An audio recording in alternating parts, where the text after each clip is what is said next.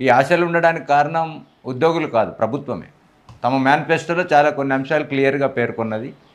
15 రోజుల లోపల పెండింగ్లో ఉన్న 3 డిఏలు ఇస్తామన్న అధికారంలోకి వచ్చిన 15 రోజుల్లోపు. కానీ 15 నెలలు దాటినా ఒక డిఏ కూడా రిలీజ్ చేయడానికి ఇబ్బంది పడతా ఉన్న పరిస్థితి. వాస్తవంగా ఇప్పుడు 5 డిఏలు పెండింగ్ ఉన్నాయి. ఈ జూలై 1తో 6వ డిఏ వస్తుంది.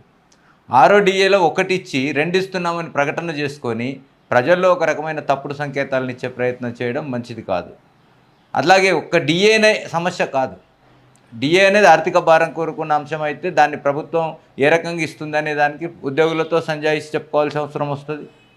ఎందుకు ఆ సంజాయిషి అనే మాట వస్తుందంటే, ఇవాళ మీరిచ్చిన హామీలు కూడా నిలబెట్టుకోలేనప్పుడు ఉద్యోగులతో పనిచేయించుకునే గతంలో ముఖ్యమంత్రి గారు అన్నారు, 1వ తారీఖు జీతం ఇవ్వకపోతే ఆ ప్రభుత్వాన్ని నిందించారు.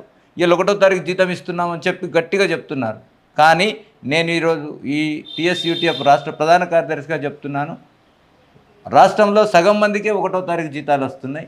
ఇంకా 1వ తారీఖు జీతాలు అందని ఉద్యోగులు కూడా చాలామంది ఉన్నారు. మరి ఆ రకమైన ప్రత్యేక ప్రకటన చేసుకుంటున్నప్పుడు వాస్తవికత ఏంటో కూడా తెలుసుకోవాలి ప్రభుత్వం. ఇక డిఏ కాకుండా పిఆర్సీ 2023 జూలై నుంచి రావాల్సిన పిఆర్సీ, ఇప్పుడు పిఆర్సీ అడగకుండా ఉండాలంటే డిఏలను పెండింగ్ పెట్టాలని ప్రభుత్వం ఒక స్ట్రాటజీ చేస్తుందా అనేది వీళ్ళ ఉద్యోగుల్లో ఉన్న అనుమానం. అంటే కొత్త డిమాండ్లు ముందుకు పెట్టకుండా అట్లా మాట్లాడుతున్న సందర్భంలో ముఖ్యమంత్రి గారు మనం మాట్లాడినప్పుడు ఇంకో మాట కూడా చెప్పారు, అదనంగా అడుగుతున్నారు, బోనస్లు అడుగుతున్నారు. అసలు రాష్ట్రంలో ఉద్యోగి తాను పొందాల్సిన వేతనం కంటే ₹1 అదనంగా అడగట్లేదు. ఇది ప్రజలకు తెలియజేయాల్సిన అవసరం.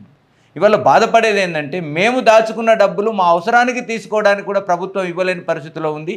మా డబ్బులు ప్రభుత్వం వాడుకొని ఇవాళ మమ్మల్ని బెదిరింపు ధోరణితో మాట్లాడడం ముఖ్యమంత్రి సరైనది కాదని చెప్పిన తర్వాత దిగొచ్చి ఇవాళ ఒక డిఏ ప్రకటన చేశారు.